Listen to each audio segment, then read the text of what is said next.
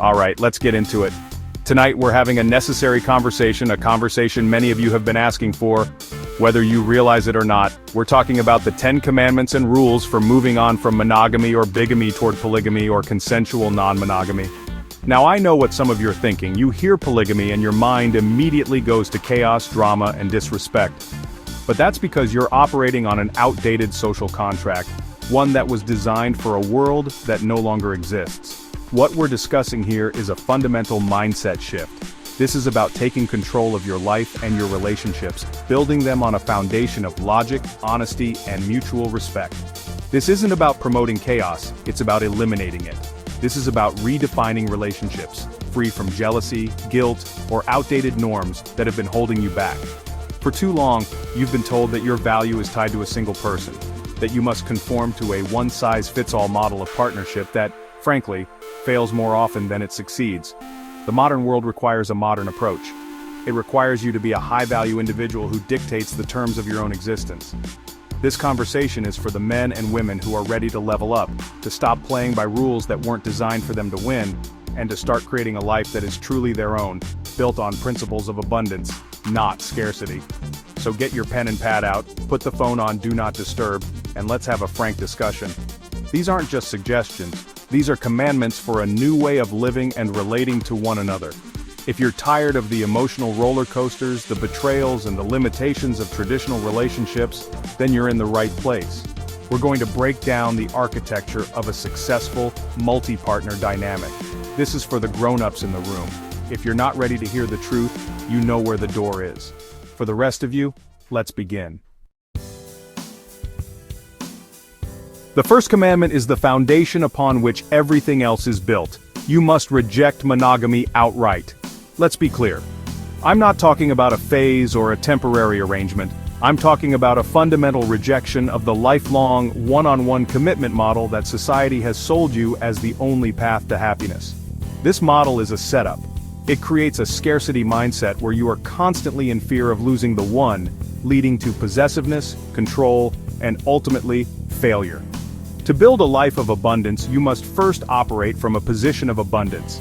This means you refuse to be locked into a contract that limits your options and your growth from the outset. You must prioritize open or polyamorous relationship structures as your default setting. When you engage with new people, your framework is one of expansion, not exclusion. You're not looking for someone to complete you, you are already complete. You are looking for individuals to add value to your life, and you in turn add value to theirs. This requires you to be upfront and unapologetic about your intentions. You are not tricking anyone into a non-monogamous lifestyle. You are filtering for like-minded individuals who understand that connection does not have to equal ownership. Your life is your enterprise, and you don't give away controlling shares to anyone. Commandment number 2. Your focus must be on new connections, not on ghosts of the past. Once a relationship has ended, it has ended. You must cut ties with ex-partners cleanly and decisively. Why? Because your energy is your most valuable resource. Every moment you spend ruminating on what was or what could have been is a moment you're not investing in what can be. An ex-partner, particularly one from a failed monogamous relationship, represents a closed door. They are a monument to a system that did not work. Trying to revisit that is like an investor pouring more money into a failed business. It's illogical. Your energy, your time, and your emotional bandwidth must be redirected toward building new connections with new people. This is about forward momentum. Think of it like a portfolio. You don't keep pouring assets into a stock that has already crashed. You divest and reallocate your capital into promising new ventures. The same principle applies to your personal life. Each new person is a potential new asset, a new experience, a new opportunity for growth. Dwelling on the past keeps you tethered to old patterns and old failures. To embrace a future of abundance, you must be disciplined enough to let the past remain in the past. Your future is too valuable to be mortgaged for your history. Let's talk about jealousy. Commandment number 3 is to eliminate it from your relationships entirely. Jealousy is not a sign of love. It is a sign of insecurity and a desire for ownership. It is the cancer of any relationship, but it is the absolute death knell for a polyamorous one. You must actively avoid possessive partners. If you are vetting a potential partner and they exhibit signs of extreme jealousy, That is not a yellow flag. That is a blaring red siren alarm. You must disqualify them immediately. They are not compatible with the lifestyle you are building. Their insecurity will become your problem. Their drama will become your burden. For you, polygamy, or the desire for it, should be a green flag. It is a filter. When you state your intentions for a non-monogamous structure, you are testing for emotional maturity. A partner who is not threatened by this, who understands that your connection with others does not diminish your connection with them, is a high-value partner. Non-jealousy is the key. It demonstrates confidence, self-worth, and an abundance mindset. You are seeking partners, not wardens. You are building a team, not a prison. Anyone who cannot comprehend this fundamental principle does not deserve a place in your life. Period. Commandment number 4 is a proactive step. You must embrace non-monogamy. This goes beyond simply rejecting the old model. It means you actively and intentionally reject one-on-one expectations in your romantic entanglements. This is about setting the terms from day one. When you meet someone, the conversation about the nature of your relationship dynamic should happen early. It's not an awkward confession you make months down the line. It is part of the initial prospectus you present. You are the CEO of your life, and this is how your company operates. You must seek multiple partners openly, honestly, and with full transparency.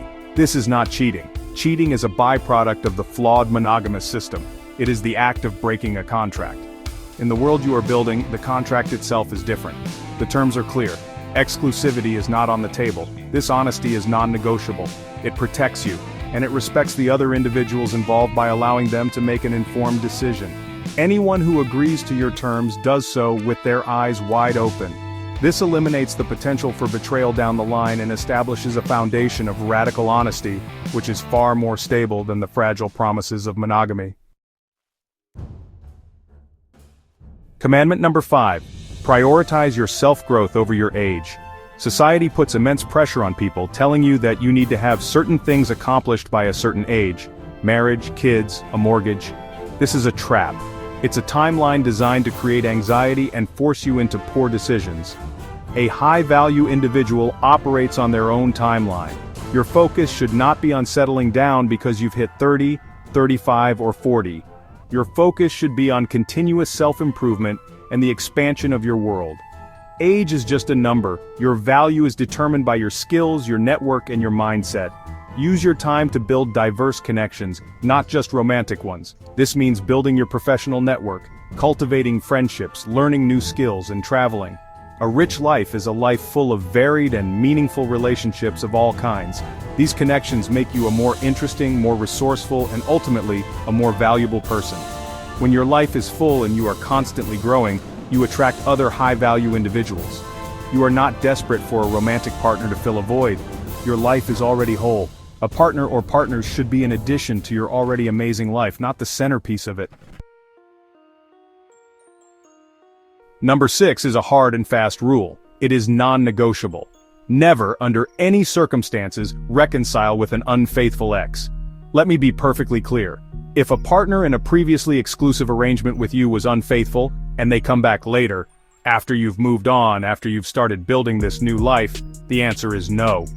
It is a firm, unequivocal no. It doesn't matter how much they've changed. It doesn't matter if they realize what they lost. The trust was fundamentally broken. Allowing them back into your life is an act of self-disrespect. You have to understand the psychology here. They didn't respect the original contract when it was in place. Their return is often not about you, but about their own failure to find something better. They see you thriving. They see you have leveled up, and they want access to your newfound value. By rejecting them, you are sending a powerful message, primarily to yourself. You deserve better. You have standards. You are building a system based on honesty and consent.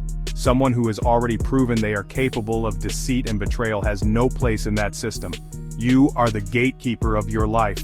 Do not grant access to those who have already tried to burn it down.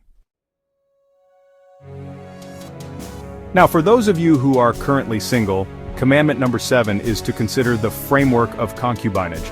Before you react, just, take a moment to understand what this means in a modern context.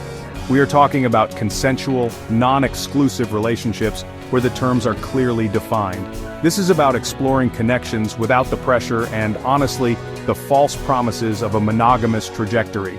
It allows you to engage with multiple partners, to learn, to grow, and to understand what you truly value in a connection, all while maintaining your freedom and autonomy. It is a practical application of the abundance mindset. However, there is a critical caveat here. This commandment is primarily for individuals who are single and unattached. If you are already in a committed long-term partnership attempting to introduce this concept without a tremendous amount of groundwork, communication and enthusiastic consent is a recipe for disaster. It will be perceived rightly or wrongly as a betrayal. It will trigger jealousy, insecurity, and destroy the foundation you already have. For this to work, it must be part of the initial architecture of the relationship, not a renovation forced upon an existing structure. For the single person, it is a powerful tool for building a life on your own terms. Commandment number 8 is about respect. You must honor mothers and parental figures. This may sound traditional, but it is rooted in logic. Your relationship with your mother and your partner's relationship with theirs is often a powerful indicator of their character, their loyalty, and their emotional stability. A person who has a dysfunctional, disrespectful relationship with the woman who gave them life often carries that dysfunction into their other relationships. It's a pattern. Look for it. Furthermore, in any multi-partner dynamic, especially one that may one day involve children, the maternal figures, the matriarchs, are pillars of the family structure. Their approval, their wisdom, and their support matter. Disregarding them is not a sign of strength or independence. It is a sign of arrogance and foolishness. Building a successful, lasting polygamous family requires a strong community, and these parental figures are the bedrock of that community. Earning their respect is not about seeking permission, but about demonstrating that you are a person of character, worthy of being part of their family legacy. It's a strategic and honorable move. This brings us to commandment number 9, and this is critical for self-preservation. You must reject partners who use emotional manipulation to control you. One of the most common and destructive forms of this is when a partner uses pregnancy or children as leverage. Let me say this plainly, a child should be the product of a stable, loving, and consensual union, not a tool to trap someone. If you feel that a partner is using the prospect of a child, or an existing child, to guilt you, control your decisions, or force you into a commitment you are not ready for, you must recognize it for what it is.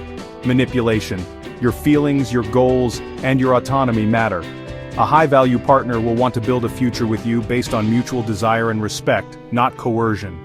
They will understand that your happiness and consent are paramount. Anyone who tries to bypass your logic and your will by appealing to guilt or obligation is not a partner. They are a saboteur. This is a bright red line. You must have the strength to identify this behavior and refuse to participate in it. Your freedom and your future are on the line. Do not allow anyone to hold them hostage. Finally, commandment number 10, the one that governs all your decisions: choose intelligence over emotion. Heartache, infatuation, limerence, these are powerful, intoxicating feelings, but they are poor guides for making life-altering decisions. Emotions are fleeting and unreliable. Logic, strategy, and principles are enduring. When you're faced with a difficult choice in your relationships, whether to stay, whether to leave, how to structure your commitments, you must train yourself to step back from the emotional storm and analyze the situation logically. Does this person add value to your life? Is this arrangement aligned with your long-term goals? Are the terms clear and respected by all parties? Prioritizing logic over heartache allows you to move forward decisively without being paralyzed by sentimentality or fear. This is not about being cold or unfeeling. It is about being the master of your own destiny. Emotions are to be experienced and enjoyed, but they should not be in the driver's seat. Your intelligence, your principles, and your strategic vision for your life, that is what should be guiding you. That is how you win. So there you have it, the 10 Commandments. This isn't just a list, it's a blueprint for a new reality. It's about taking back control. Understand this, the past is the past. The mistakes you made in monogamous relationships, the betrayals you endured, the poor choices you made out of loneliness or social pressure, let them go. Forgive yourself, and forgive others, but don't forget the lessons. The lesson is that the old system is broken. As you move forward, you build a new one on the principles we've discussed. Forgive but don't forget, make sure everyone consents, and never leave anyone behind in a cloud of ambiguity or deceit. This is your opportunity to redefine relationships on your terms, empowered and free. You are no longer a passive participant in a script written by society. You are the writer, the director, and the lead actor in your own life. This requires courage. It requires discipline. It requires you to be a high-value individual who is not afraid to demand transparency and respect from everyone you bring into your world. Stop accepting mediocrity. Stop settling for relationships built on a foundation of scarcity and fear. Start building an empire of abundance, connection, and radical honesty. The power has always been in your hands. Now you have the framework to use it effectively. Go out and build the life you deserve, a life that is not limited by outdated norms but is defined by your own intelligence and your own will. This is your charge. Be the architect of your life, not a tenant in someone else's. That's all the time we have for tonight. Thank you for tuning in.